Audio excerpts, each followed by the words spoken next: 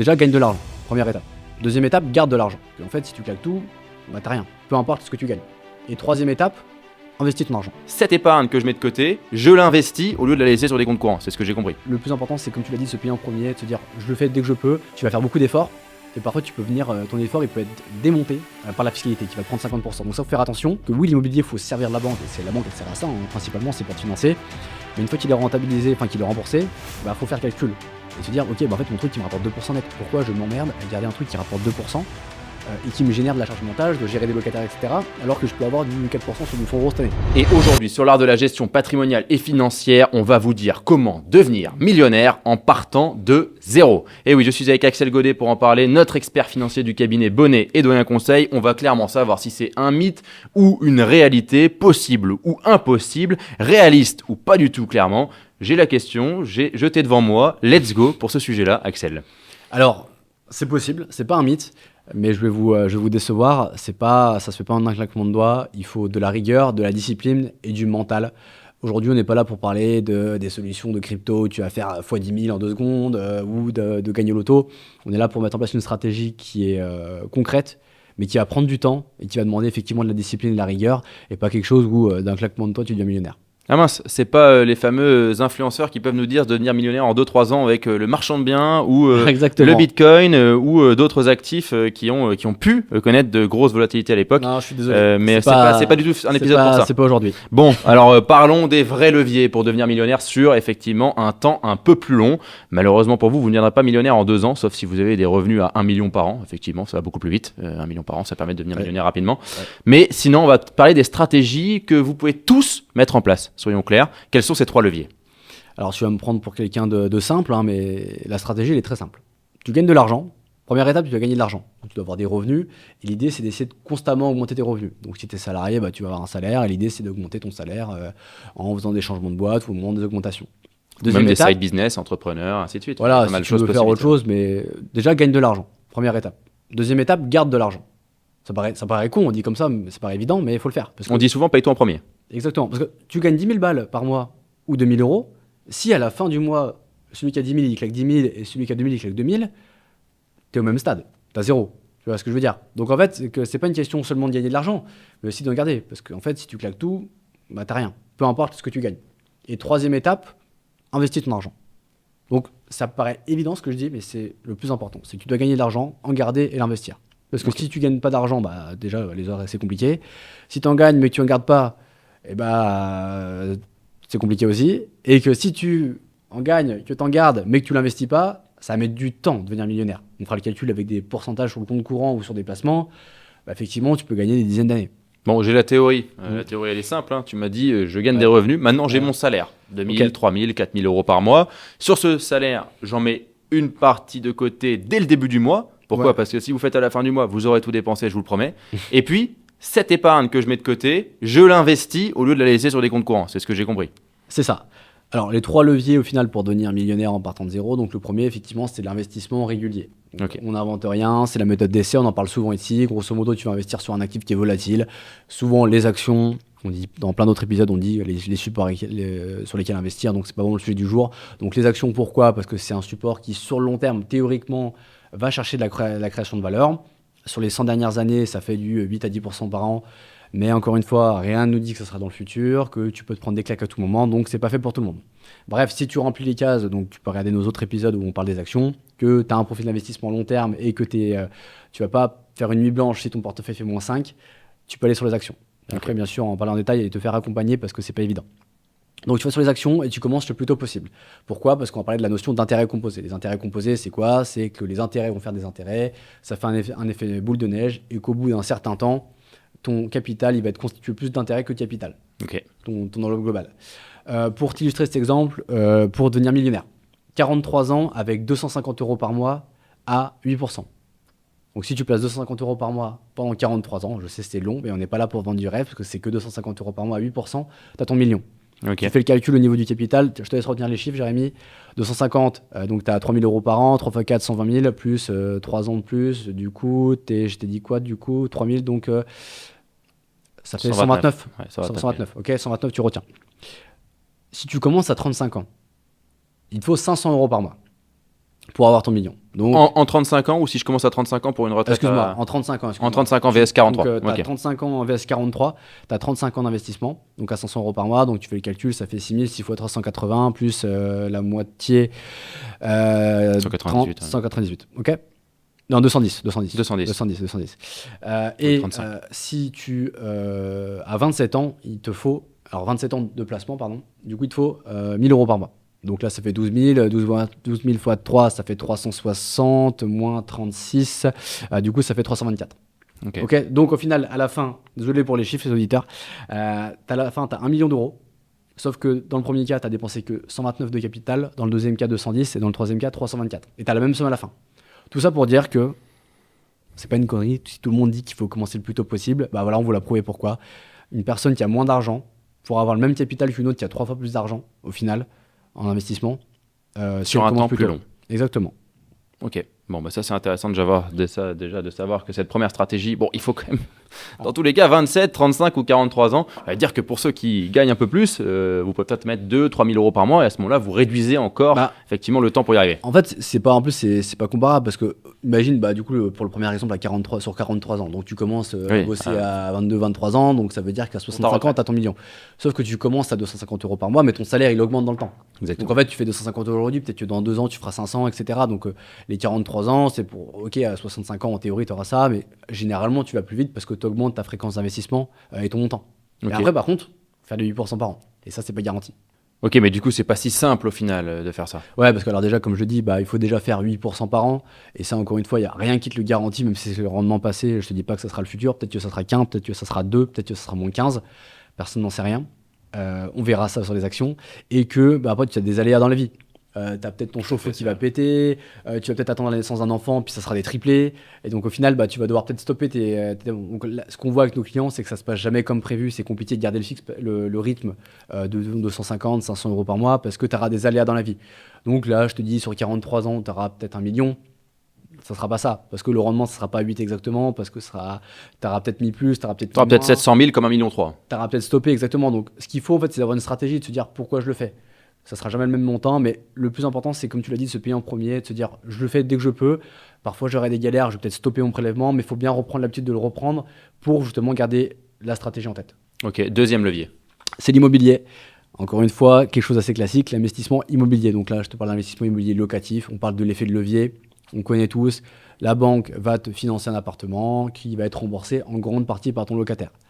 Attention, l'immobilier, c'est super pour l'effet de levier, mais tu as des limites, tu as le taux de 35%, etc. Donc, tu ne vas pas pouvoir t'endetter non plus, sauf si tu es entrepreneur, et on en parle dans d'autres épisodes sur le holding, de manière illimitée. L'immobilier, ce qu'il faut savoir, c'est que tout le monde voit le côté positif, mais peu de gens se rendent compte que ce n'est pas fait pour tout le monde. Pourquoi ? Tu le sais très bien, tu as des locataires à gérer, tu as des travaux, tu as des impayés, t'as un bien qui n'est pas liquide, tu peux toujours avoir une merde qui arrive, donc tu as de la charge mentale. Donc en fait, c'est bien de faire de l'immobilier, mais c'est un des seuls moyens de s'enrichir d'ailleurs quand tu es salarié, parce que tu lèves de la dette et tu t'enrichis sur 20-25 ans, tu auras un bien qui sera rentable. Mais si c'est pas un bien qui est près de chez toi, que tu peux gérer facilement et que ça t'énerve de gérer des locataires, ça peut devenir un enfer. Donc c'est un super levier, mais c'est pas fait pour tout le monde. Exactement. Et l'investissement locatif, ça se fait avec la capacité d'endettement. Exactement. C'est l'une des plus grandes richesses de chaque Français qui est ignorée.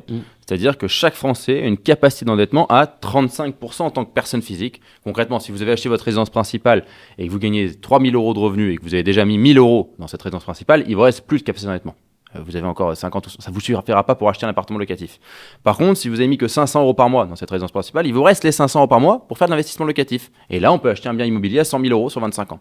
Donc, Exactement. Ça peut avoir un intérêt de faire de l'immobilier locatif, même quand on a déjà de l'immobilier principal. Et le contraire est vrai aussi. Pourquoi s'installer dans une résidence principale alors qu'on est instable et qu'on peut aller chercher peut-être de l'immobilier locatif pour ne pas perdre 5 à 6 ans de capacité d'endettement.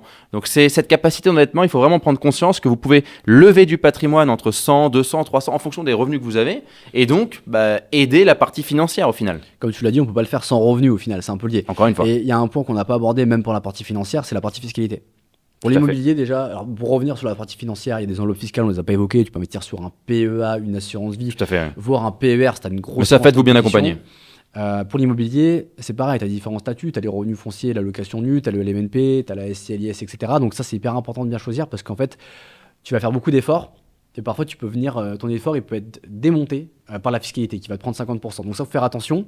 Et aussi, on voit que l'immobilier, on voit beaucoup de clients qui ont fait de l'effet de levier, qui ont un bien immobilier, etc., qui est remboursé, qui le gardent. Ça, c'est Il faut faire le calcul, parce que si c'est un bien qui te rapporte au final, généralement, c'est peu rentable si tu enlèves les charges, la taxe foncière, la CFE, l'expert comptable et tout. Ça peut vite, la rentabilité peut vite devenir faible.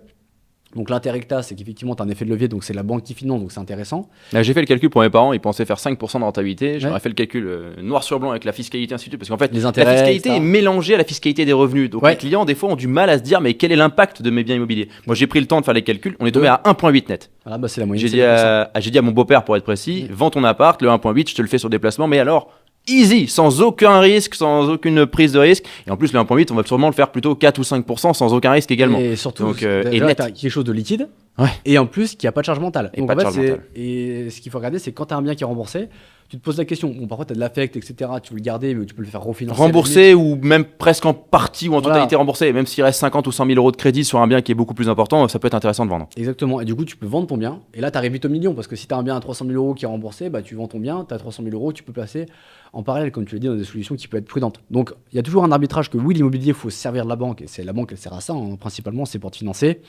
Mais une fois qu'il est rentabilisé, enfin qu'il est remboursé, il faut faire calcul et se dire, ok, bah en fait, mon truc, il me rapporte 2% net. Pourquoi je m'emmerde à garder un truc qui rapporte 2% et qui me génère de la charge mentale, je dois gérer des locataires, etc., alors que je peux avoir du 4% sur du fonds euro cette année? C'est une vraie question. Et nous, on a beaucoup de clients qui, dès qu'on fait les calculs, comme tu l'as fait pour tes parents, ils se rendent, ah putain, mais c'est vrai que mon truc, il me rapporte rien, quoi. Et c'est vrai qu'on a tendance, avec nos clients, à refaire un audit global du patrimoine et on ne regarde pas que l'actif financier, on regarde l'actif immobilier et le passif. Le passif a un vrai intérêt dans le rôle de la gestion de patrimoine, déjà pour réorienter le passif s'il est mal orienté, c'est-à-dire que si vous avez des taux trop élevés, une assurance emprunteur trop élevée, ainsi de suite, on peut déjà réfléchir à ça. Et puis peut-être que le passif peut être un levier pour de l'investissement futur. Donc toujours bien réfléchir au passif et ne pas oublier l'actif immobilier dans la gestion de patrimoine. Pas des clients qui sont à l'impôt sur la fortune immobilière, à l'IFI, et auxquels tu enlèves 0,5, 0,7, voire 1% sur la rentabilité, tu gagnes 0, quoi. On est totalement d'accord. Donc en réalité, ça se passe souvent comme ça, c'est-à-dire que nos clients ont cette capacité à investir, cette capacité à s'endetter, mais vont pas forcément le faire. C'est quoi le troisième et dernier levier? Parce que j'ai quand même indiqué 3 leviers. Hein. C'est vrai. Alors le troisième, c'est le plus compliqué, parce qu'au final, le plus facile, c'est d'investir tous les mois. L'immobilier locatif, c'est quand même pas si facile que ça, parce que c'est quand même un vrai métier pour moi. Et le troisième, c'est le plus dur, c'est l'entrepreneuriat. Okay. Donc l'entrepreneuriat, c'est un peu quelque chose de bâtard, parce qu'au début, tu vas pas avoir de revenus. Ça va être très dur parce que tu vas lancer ta boîte, tu as 0 revenu même s'il y a des aides. Donc tu coupes les 2 premières options. Donc tu peux rien faire d'autre. Donc, et l'entrepreneuriat, soit tu te plantes parce que ton activité elle démarre pas et donc tu peux perdre 3, 4, 5 années au final par rapport aux autres qui ont pu commencer à faire du DCA avec des revenus salariés.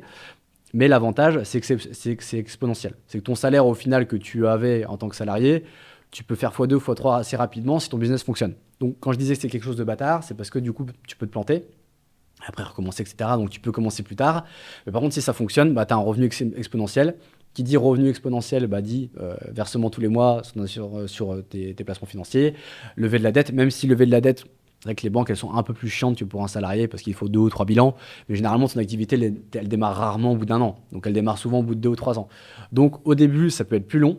C'est un pari qui est risqué parce que ça peut te ralentir pendant 4 ou 5 ans pour rien, parfois, si ton activité ne fonctionne pas. Mais par contre, si ça marche bien, tu peux avoir des revenus importants qui te permettent de verser tous les mois, de lever beaucoup de dettes et voire de revendre ta boîte et d'arriver vite au million. Nous, on voit beaucoup de clients, on accompagne qui font des sessions à 500 000, 2 millions, 4 millions, 10 millions au bout de 5 à 10 ans. Donc, c'est un moyen d'aller plus vite, mais c'est un moyen plus risqué. Et on peut aussi faire de l'entrepreneuriat, alors j'ai tendance à le dire quand même, mais c'est vrai, moi j'appuie là-dessus, devenez entrepreneur, même dans vos investissements, l'immobilier locatif c'est devenir entrepreneur dans son investissement, devenez entrepreneur dans l'investissement financier, comprenez ce que vous faites, soyez accompagné si vous en avez besoin pour pouvoir faire de la vraie gestion de patrimoine. Et puis dernier point, l'entrepreneur, il y a l'entrepreneur qui fait tout et qui quitte tout, et il y a l'entrepreneur en side business qui va commencer sur un petit business à côté pour voir si ça fonctionne. Ça peut aider aussi pour se rassurer. On n'est pas tous faits non plus pour l'entrepreneuriat, je préfère le dire. C'est comme pour l'immobilier, c'est pas fait pour tout le monde et c'est encore plus dur. Et il y a l'intrapreneur aussi, où si tu bosses dans une boîte qui te permet d'avoir des actions de ta boîte et que c'est une boîte qui est en devenir et que tu as confiance, on conseille toujours à nos clients que plutôt que de prendre une prime, demandez des parts de la boîte. Parce que là où tu fais beaucoup d'argent, il y a beaucoup d'histoires positives comme négatives, où là où tu peux gagner beaucoup d'argent, c'est ta boîte qui se fait racheter par un fonds de private equity, où tu as une valo qui explose et tu fais x3, x10, etc. Et tu peux même devenir très riche en étant salarié. Tu vois, c'est un exemple, c'est facile, mais tu vois, les employés de Nvidia, ils sont tous millionnaires.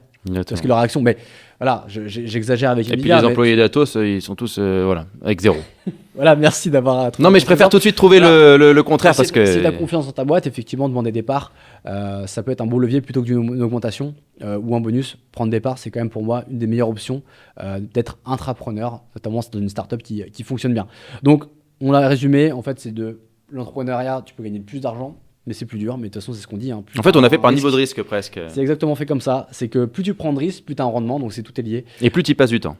Dans les 3 étapes, il y a plus de temps aussi. Sauf sur la partie financière, effectivement, où effectivement ça peut être rapide, ça sert à rien de passer du temps. C'est pour ça que je dis financier, c'est peu de temps. Immobilier, un peu plus de temps. Et tu peux gagner un peu plus en termes de rendement par rapport à ton apport si tu fais vraiment. Si tu fais l'apport sur la renta, tu as l'effet levier et tout. Et puis, 3e levier, l'entrepreneuriat, là, c'est encore plus de temps. Et l'immobilier, tu l'as très bien dit aussi, ça peut devenir un métier pour moi. Parce que l'immobilier classique, bon, tu vas chercher une renta à 5 ou 6 brut, donc tu arrives sur du 2 ou 3 net. Par contre, si tu es vraiment. Si tu es bosseur, tu fais des travaux, etc., tu as la visu là-dessus, tu peux faire beaucoup d'argent sur l'immobilier. Tu achètes une ruine, tu la retapes, etc. Là, tu peux te faire beaucoup d'argent. On arrive sur des rendements intéressants. Mais c'est réservé, déjà, il faut avoir du temps et il faut avoir des connaissances dans le BTP pour te faire des travaux. Donc, c'est comme tu dis, en fait, plus tu passes de temps sur quelque chose, plus tu vas gagner de l'argent. Soit sur le financier, ou pour le coup, ça sert à rien de passer trop de temps. Et justement, c'est mieux de passer peu de temps sur le financier avec des indices ou des fonds indiciels sur de l'US, de l'Europe, etc. Parce que là, tu passes trop de temps, ça sert à rien. Moi, si je devais vous conseiller quelque chose pour clôturer ce podcast, c'est de mettre en place les 2 premières stratégies, ça c'est certain. Dans tous les cas, il faut les utiliser. Et que la 3e, ça dépend de vous. Ça dépend de qui vous êtes, de ce que vous souhaitez faire. Et l'entrepreneuriat peut être une solution, effectivement, pour faire grossir son patrimoine. Attention, quand on parle de devenir millionnaire dans ce podcast, on parle bien de devenir millionnaire en actif et non pas en actif financier uniquement. L'actif professionnel fait partie de devenir millionnaire. Si vous avez une entreprise qui vaut 1 million, eh bien, elle vaut 1 million et donc vous êtes millionnaire professionnellement. Il y a une grande différence aussi entre personnellement et professionnellement. Merci beaucoup Axel pour cet épisode. Merci à vous d'être toujours aussi nombreux, de liker, de partager et de commenter le contenu. N'hésitez pas à vous abonner. Effectivement, on a besoin de vous pour vous abonner. Et surtout, si vous voulez aller plus loin, que vous voulez en savoir plus sur comment gérer son patrimoine, comment construire un empire, comment construire son patrimoine, c'est tout simplement ce livre que vous devez avoir entre vos mains. Merci beaucoup et à bientôt.